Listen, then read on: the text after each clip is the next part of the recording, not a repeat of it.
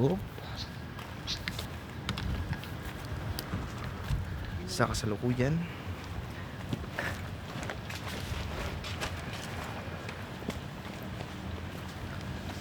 So dito kami ngayon sa ang tawag dito, AGH. Dahil na-hospital si Pinuno. Sa kasalukuyan. Oo nga no, ikaw mag-i-intro. Si Mami kaya. Pwede, sige. Special guest. Okay lang yan, wala namang manghuhusga. 50 viewers lang na mamaya.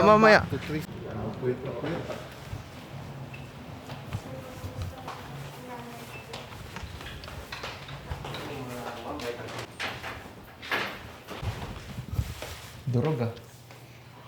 Durog. Masakit ba ulo mo? Ano nga ba sinasabi ko? Hindi ka kasi nila pinapalipad eh. Kulang lang sa lipad yan, tsaka atay. Ko, sana naman yung susunod na balik natin sa ospital, may nanganak na. Papakita dito. Tapos magpapakita ka sa amin, ganyan ka pa. So yun guys, so far hindi pa okay si Pinuno. Comment down below, get well soon Pinuno. Chocolate pa. Si Pinuno Chocolate pala. pa. Si Pinuno kasi, Pinuno tawag ko sa lola ko. So Hot chocolate daw po. Saan? Sa... hot chocolate? Oo, ang paalam niya, nag-uptown, susunduin sa market. Oh. Pero, narinig ko, nagpunta sila na ang Quezon City. Doon sila lumapang. Uptown na lumapang, nag-hot chocolate. Doon na trigger. Kaya naman pala eh. Alam mo namang hindi kumakain ng tsokolate yun. Ang kinakain lang nun, laman loob. Alam mo na, aswang yung lola natin. Pakakainin mo ng tsokolate. Kaya nga, niluto pa niya ng umaga. Champurito. Month pa lang ng January, 2 beses na tayo pumupunta ng ospital. Wala yan. Sana next time, talaga yung panganganak na lang yung next balik namin ng ospital. Ewan ko kung kanino panganganak, hindi sa akin ha. Si Boyong. Si Oo. Amber G. Si Amber G, abangan natin mga anak. Ay, hindi naman nanonood ng vlog yun eh. Okay lang. Kaya nga banggitin natin si Amber G. Si Amber G. At saka Nagdadalang tao na parang forever na nagdadalang tao. Saan ang daan natin, Leng?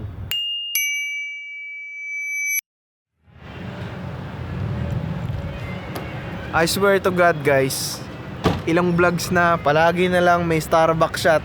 It's never gonna be a 365 vlog kung walang Starbucks shot. Ikaw na lang Oo nga. Ikaw na lang kaya mag-intro para sa akin. Oo. Bakit? Bakit? Once.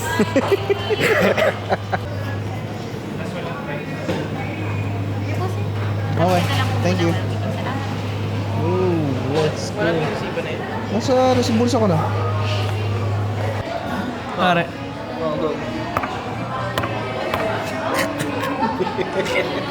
Bakit? What? Matigas? Eh, okay lang yan. At least nag-try ka ng something different kaysa naman hindi ka nag-try.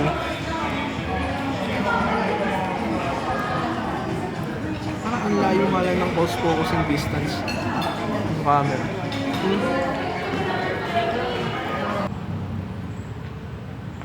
Okay, so guys, basically we're back home. And you know, isa lang masasabi ko today after mga nangyari, halos hindi ko na siya na-vlog dahil today was actually a little bit stressful, to be honest. Simply because hindi sa, alam mo yun, hindi kasi lahat ng bagay kailangan kong ma-record dahil alam mo, may mga personal struggles and whatnot. But what I'm actually disappointed about this month, for this year, is actually yung amount of times na pumunta ako ng ospital, which is twice, which para sa akin that's too much because parang nagpaparamdam na sa akin yung 30s ko. Alam mo yun, kasi this year I'm turning 29, next year 30, and honestly hindi nawawala yung part sa akin na matakot sa buhay-buhay. When I say matakot, what I mean is yung matakot ka na may kasabihan kasi na pagdating mo ng 30s mo, alam mo yun, nag-i-start ng magparamdam sa'yo ang buhay about sa life cycle and whatnot. Kaya, alam mo yun, masaya ako na nasimulan ko tong taon na to na maging okay na ulit kami. Especially ng mom ko. Hindi ko naman to openly kinuwento sa inyo dahil nga sa mga, alam mo yun, sinabi ko to recently na parang nagkaroon ako ng internal conflict with my mom, and it was a year-long problem, and then naging okay na ulit kami, which is a really good thing for me. And masaya lang ako na, alam mo yun, na 2025 nakakapagbawi-bawi na ako ng time na nawala with my family. Because there was this one point way back then nung nakatira pa ako sa lumang home base, na-realize ko na someday tatanda rin ako, alam mo yun, matitira ako, or mawawala lahat ng kakilala ko, lahat ng minamahal ko, magiging, it's either, alam mo yun, magiging lolo rin ako, tas mauubos din lahat. Alam niyo kung ba't ko to nasasabi? Kasi may kilala ako isang tao na super duper, alam mo yun, proud ako sa kanya for existing. Kasi right now in her life, siya na lang yung natitira sa pamilya niya. Siya na lang din yung, as in literal na ubos na halos yung mga kilala niya. Ang natitira na lang sa kanya is yung family niya. That's well, you know, that person is actually one of my, alam ko na yung tatanong ko sa'yo. Ay, silver ako po dito. Seryosong tanong to. Ano? About sa buhay. Nung araw na dumating na nalaman mo ikaw na lang yung natira sa family mo, ano yung unang pumasok sa isip mo? Kumawa na. Paano na ako? Wala na akong pamilya. Ano yung unang mong naisip na Parang yan? naawa sa sarili ko. Iniwan nila ako lahat. Ganon? Imagine, lahat sila. Sunod-sunod talaga yun. Pero gaano kayo ka-close Nino? ng buong pamilya mo? Malamalo ko. As in, masasabi mong malapit kayo, gano'n? Walang nag-aaway sa amin. Promise. Mahal nila si Inang, saka si Amang, ganun. Tapos nung mag-asawa na kami, si Inang, pinupuntahan niya ako lagi. Pinupuntahan niya yung mga anak niya isa-isa. Kaya pala ganun ka sa lahat. Oo. Pero ano na lang yung parang binitbit mo na natutunan mo sa pamilya mo before? Pag binato ka ng bato yun tinapay. Puro kabaitan sa araw-araw sila simbay. Marami sa ganyan ng pamilya. Ha? Ganun ng pamilya ko. Pero ngayon, na ikaw na lang yung nag-iisa, parang ano na lang naisip mo palagi? Mga paglingkuran ko mga anak ko. Ang iniisip ko yung best ko na maiwan ko sa kanila yung mahal ko sila. Pati mga apo ko ganun. Yun lang. Wala na akong sa akin. Si Jelsi, mahal ko. Ako sa labas. Ampun. Sa labas. Ampun. Ampun tinano.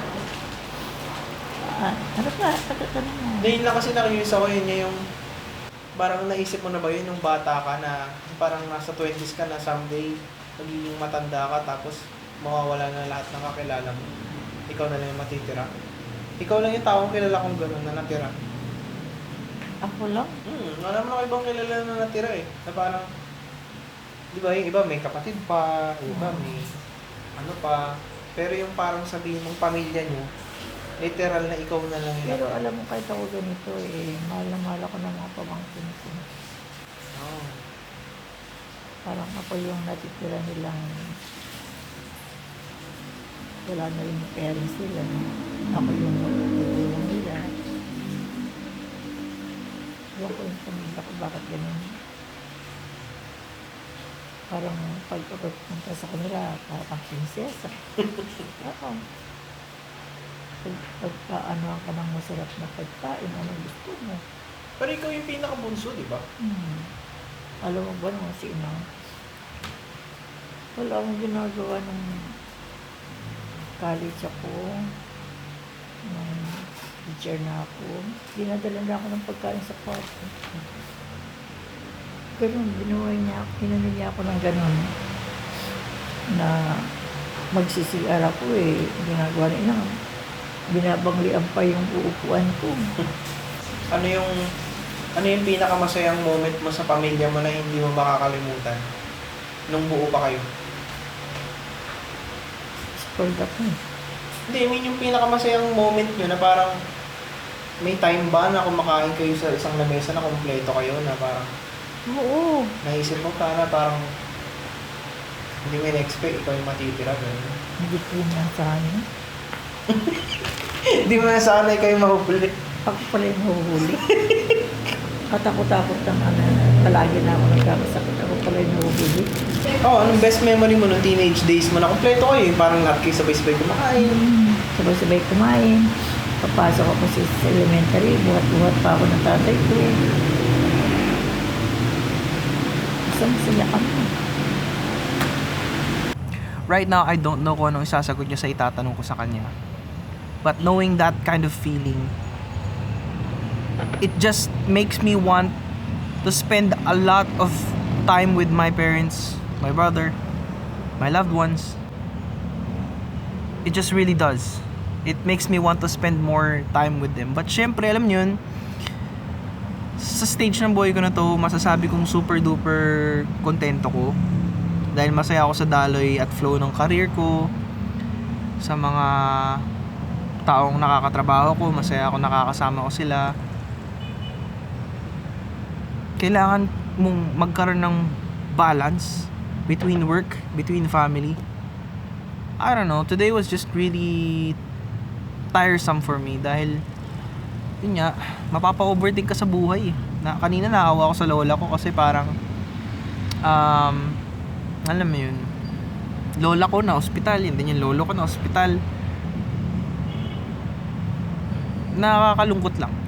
Kasi sana siguro ang takeaway nyo na lang on this vlog, I didn't mean honestly Martians na mag-share sa inyo ng bad vibes, sad vibes. I just want to share with you guys na kahit kayo huwag nyo pabayaan yung health nyo because it matters a lot. Sobrang importante na alagaan natin ang sarili natin kahit retired na, kahit alam mo yun, may pamilya ka na, kahit nakahanap, kahit nakuha mo ng pinakamagandang babae sa mundo bilang isang lalaki, pangalagaan mo yung sarili mo, bilang isang babae, alagaan mo yung sarili mo. Kailangan yung maging healthy, especially kung nagtatrabaho ka, especially kung breadwinner ka, especially kung ikaw lang ang maaasahan sa inyo. And bukod sa kailangan maging healthy, as much as you can, spend time with your family, work things out, work out conflicts, i-balance ang lahat ng pwedeng i-balance. I-resolve ang lahat ng pwedeng i-resolve. Ika nga ni Tony Stark, alam mo yun, resentment is corrosive.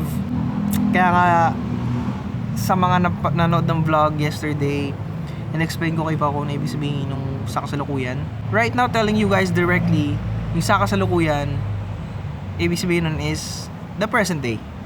Kaya nga present, di ba? May sinabi rin si, alam mo yun, si Master Oogway na yesterday is history, tomorrow is a mystery, but today is a gift. That's why it's called the present. Kaya alam mo yun, when you're living in the present, just, you know, live. No regrets, no doubts, no second thoughts. Just do what you have to do kung ano yung nararamdaman mo directly. Wow. Today's vlog has become so sentimental that I didn't have the time to actually vlog too much of what happened today. But tomorrow is gonna be a really great vlog. I promise you that. I try to do my best every single day para to deliver, to vlog, but then to please you guys na, this is the 365 vlog. But yeah, comment down below. Ayun na, if you have the time, subscribe, comment down below, get well soon, Pinuno. Kasi yung tawag ko sa lola ko si Pinuno. Kasi binibiro namin siya na aswang siya. Inside joke lang naman ng family namin yun. Kasi sila yung mahilig magpahid ng Wonder Oil sa katawan pag may masamang nararamdaman. Pero yung lola ko na yun, nurse kasi yun. At saka ano yun, midwife. So anyway, nagpapaanak siya, ganun and everything. Kaka-retire lang niya last year. And ayun, she's having trouble handling retirement. That's why, you know. But I promise tomorrow is gonna be a better vlog. Tikman muna natin ang niluto ng aking bossing because she's always there to make my day a little bit better. Much better, way better. Super duper happy ako na nag-exist siya sa buhay ko kasi parang, you know, despite everything, despite the malolobat yung social battery mo, there's always that one person that nag-aabang sa'yo at the end of the day that's, you know, to make things better. And, you know, sometimes that's her. Yan po, tangina, naging sentimental na, romantic, mahal na mahal. Pero, tara na. Sinayang ko na yung kuryente ng lolo ko dito. Ako magbabayad nito kung sakali. Boom, overexposed. There's no better food than a home-cooked meal. Ako, kung tama ba yung sinabi ko. Super thankful ko kay Bossing na nagluto siya nito ng dried sotanghon with no soup. Naging pansit. Pero masarap.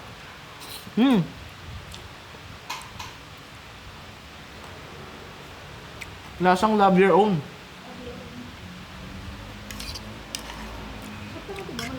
Oo naman. Kahit walang sabaw, okay lang. Hindi kasi sobrang niya ang tendon ko. Pero naging bird kang bird. Naging capchay. Pero masarap.